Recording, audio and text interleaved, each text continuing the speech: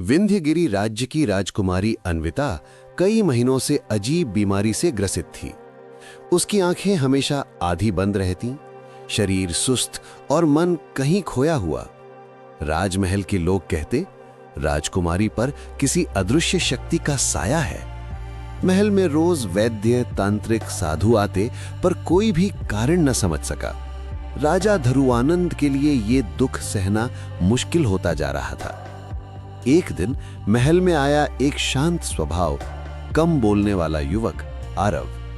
वो दावा करता था कि उसे अदृश्य चीजों को देखने की क्षमता है, पर तब तक किसी ने उसकी बात पर विश्वास नहीं किया। आरव ने दूर खड़े होकर राजकुमारी को कुछ देर देखा। अन्विता अचेत पड़ी थी, पर उसके चेहरे पर अजीब सा तनाव था, जैसे अंदर कोई लड़ाई चल रही हो। शाम ढली तो सारे वैद्य लौट गए। तभी आरव राजा के मंत्री के पास जाकर बोला, मंत्री जी, अगर अनुमति मिले तो मैं भी राजकुमारी की बीमारी का कारण जानने का प्रयास करूं। मंत्री पहले तो हिचकिचाए, पर आरव की आंखों में दृढ़ता देख राजा के सामने बात रख दी। राजा ने भारी मन से पूछा, तुम मेरी बेटी का इलाज कैसे करोगे? आरव ने सिर झुकाकर कहा, महाराज, मुझे बस एक रात राजकुमारी के कक्ष में अकेले रुकने दें, तभी मैं सही निष्कर्ष तक पहुंच पाऊंगा।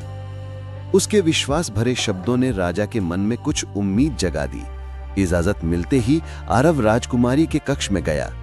वो एक कोने में बैठ गया, बिल्कुल शांत, बिल्कुल स्थिर। धीरे धीरे रात गहरी होने लगी। महल की दीवारें अंधेरे में डूब गईं। जैसे ही घड़ी ने 12 बजाए, कुछ ऐसा हुआ जिसे देखकर आरव के रोंगटे खड़े हो गए। राजकुमारी के पेट पर हल्की हरकत हुई, फिर उसके सीने से एक काली धुंधली परछाई बाहर निकलने लगी, मानो धुएं का जीव। वो परछाई धीरे धीरे आकार लेने लगी। अंत में वो किसी जानवर जैसी बनी, जिसकी जलती हुई आंखें थीं। वो राजकुमारी के शरीर से निकलकर महल की दीवार के पार जंगल की ओर उड़ गई।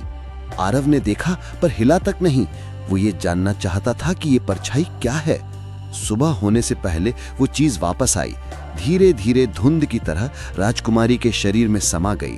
राजकुमारी का पूरा शरीर एक पल को कांपा और फिर वो फिर से निष्क्रिय हो गई।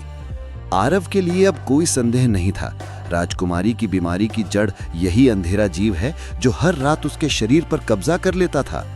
अगली सुबह राजा दौड़ते हुए कक्ष में आए। उनकी आंखों में डर भी था और उम्मीद भी। आरव, बताओ, क्या मेरी बेटी बच जाएगी? आरव बोला, महाराज, मुझे बीमारी का कारण मिल चुका है। अगर ईश्वर की कृपा रही तो राजकुमारी अवश्य ठीक होंगी। राजा ने तुरंत पूछा, अब तुम्हें क्या चाहिए? आरव बोला, महाराज, मुझे बस आज रात के लिए एक अग्निदीप, एक कच्चे नमक से भरा बड़ा पात्र और एक चांदी की धार वाली तलवार चाहिए। राजा के चेहरे पर एक राहत की लहर दौड़ गई। उन्होंने तुरंत आदेश दिया, जो चाहे आरव को उपलब्ध कराया जाए। अब सबके दिलों में सिर्फ एक सवाल था कि आज रात क्या होने वाला है, क्योंकि आज रात आरव उस अंधेरी शक्ति का सामना करने वाला था जो राजकुमारी को अंदर से खा रही थी।